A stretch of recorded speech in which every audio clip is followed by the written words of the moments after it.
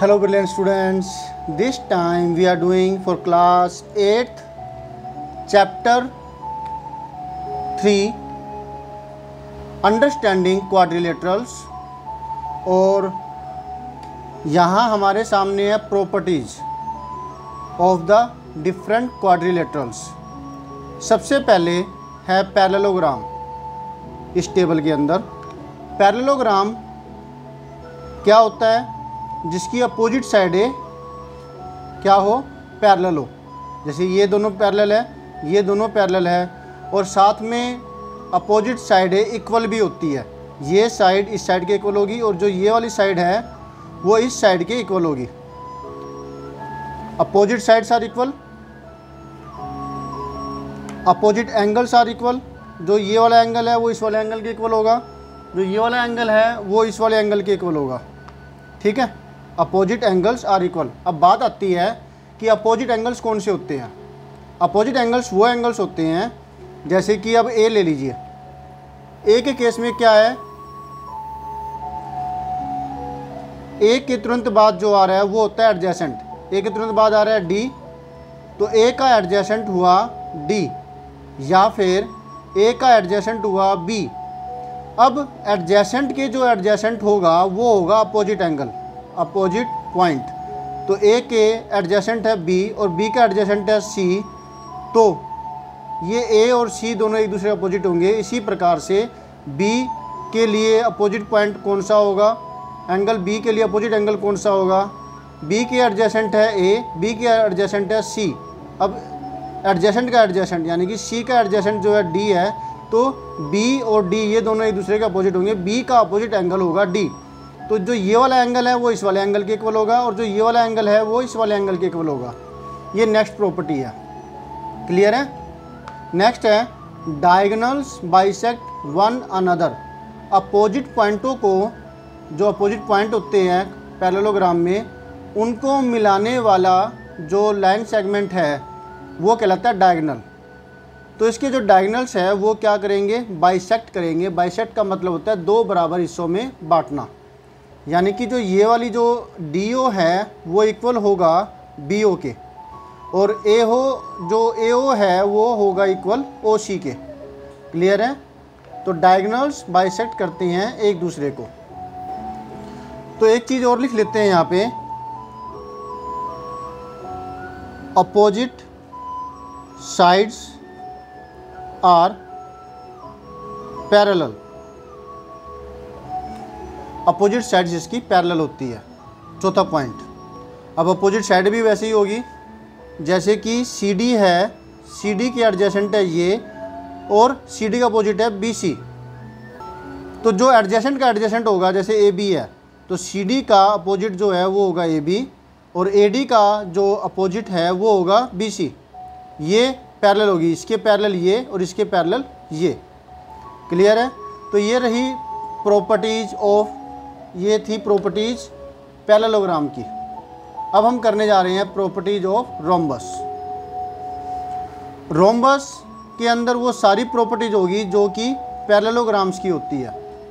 इसमें additional property ये है कि इसकी चारों साइडें इक्वल होती है।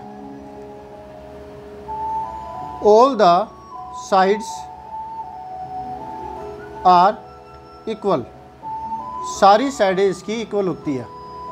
ये इसकी इक्वल, ये चारों साइडें जो होगी इक्वल होगी, यानी कि PQ equal to QR equal to RS equal to SP। Next जो प्रॉपर्टी है वो इसमें क्या है, इसके diagonals are perpendicular to each other.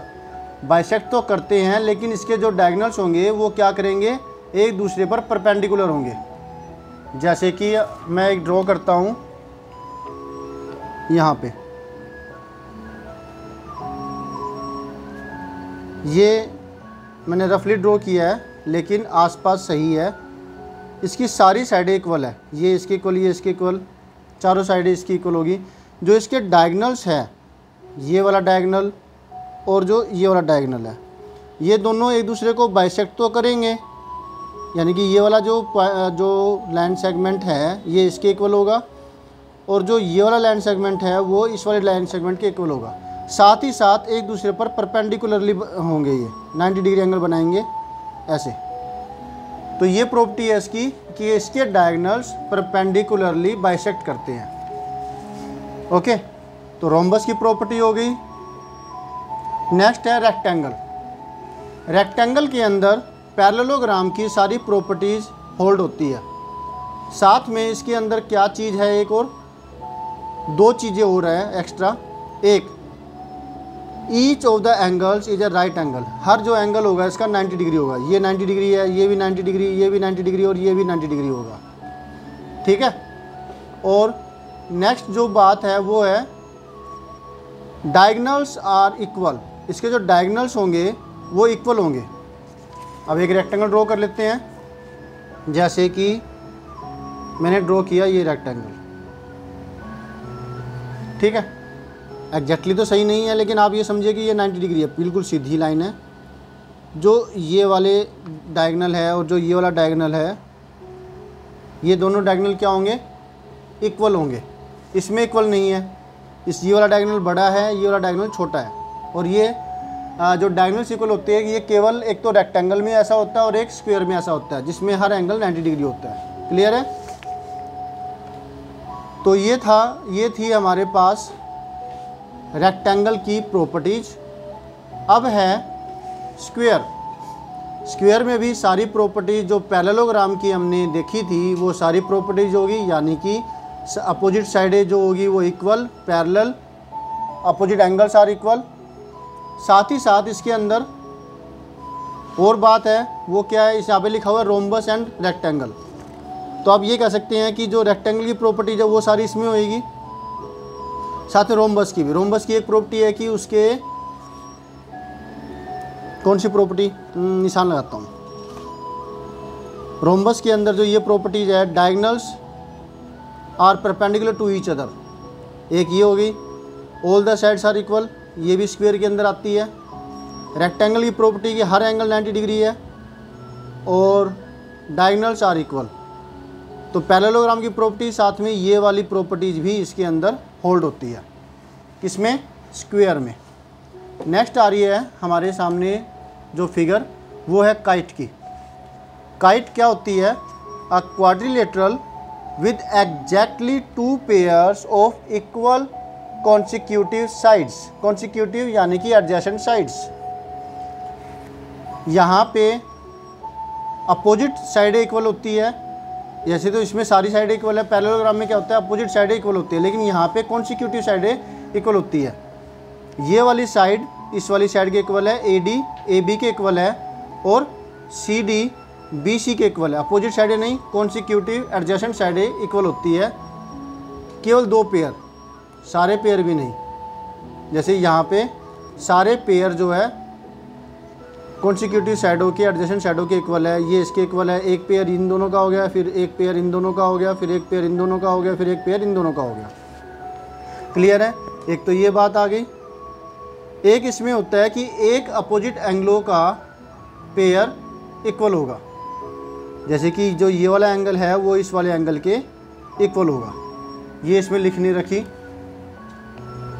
हाँ दे रखा है। देखिए आप क्या है, the diagonals are perpendicular to one another. एक तो ये प्रॉपर्टी होगी कि जो इसके डायगोनल्स हैं एक दूसरे पर 90 डिग्री पर होंगे। जैसे मैं एक काइट ड्रॉ करूँ, अगर काइट और रोम्बस एक जैसी चीज़ होती है, कैसे,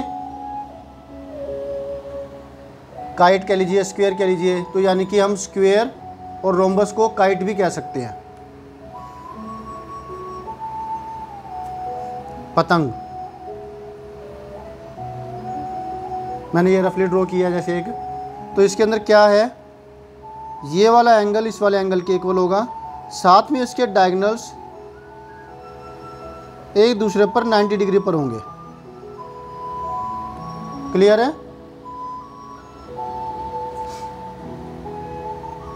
तो इसकी प्रॉपर्टीज कितनी है, 1 2 3। डायगोनल्स एक दूसरे पर परपेंडिकुलर होते हैं। One of the diagonal bisect करता है दूसरे को, सिर्फ एक। अब आप देख पा रहे हैं वो कौन सा डायगोनल होगा जो दूसरे को बाइसेक्ट कर रहा है। जो ये वाला डायगोनल है वो इसको बाइसेक्ट कर रहा है, दो बराबर इसमें बांट रहा है, जितना हिस्सा ये है उतना ही हिस्सा ये है। लेकिन जो ये वाला डायगोनल है इसको बाइसेक्ट नहीं कर रहा है, ये छोटा हिस्सा है और ये वाला जो पार्ट है ये बिगर है इससे, तो ये बाइसेक्ट नहीं कर रहा है। जबकि पैरेललोग्राम में दोनों एक दूसरे को बाइसेक्ट करते हैं, जो ये है हिस्सा ये इसके बराबर है और ये वाला पार्ट है वो इस वाले पार्ट के बराबर है। इसी तरीके से हर एक पैरेललोग्राम के केस में ऐसा होता है। तो काइट के अंदर समझ में आ गया आपको। और नेक्स्ट है measurement of angle B equal to measurement of angle D. जो ये वाला एंगल है वो इस वाले एंगल के इक्वल होगा, ठीक है। अब लेकिन ऐसे केस में जो ए है वो सी के इक्वल नहीं होगा, ये वाला एंगल इस वाले एंगल के इक्वल नहीं होगा। अगर ये भी इक्वल हो जाए तब तो ये पैरेललोग्राम का केस हो जाएगा। और पैरेललोग्राम भी कौन सा, square and rhombus, yes. Okay बेटा, इस तरीके से हमने ये जो इसकी प्रॉपर्टीज है वो कर ली। अब हम करेंगे क्वेश्चंस, वो देखिएगा आप नेक्स्ट वीडियो के अंदर। Okay students, bye. फटाफट से अगर आपको पसंद आया लाइक कर दीजिए, चैनल को सब्सक्राइब कर दीजिए अगर अब तक नहीं किया तो, शेयर कीजिए अपने दोस्तों के साथ, कमेंट कीजिए कुछ कहना चाहते हैं तो, और सब्सक्राइब करने के बाद बेल आइकन दबाना मत भूलिएगा ताकि आपको लेटेस्ट अपडेट मिलती रहे। बाय।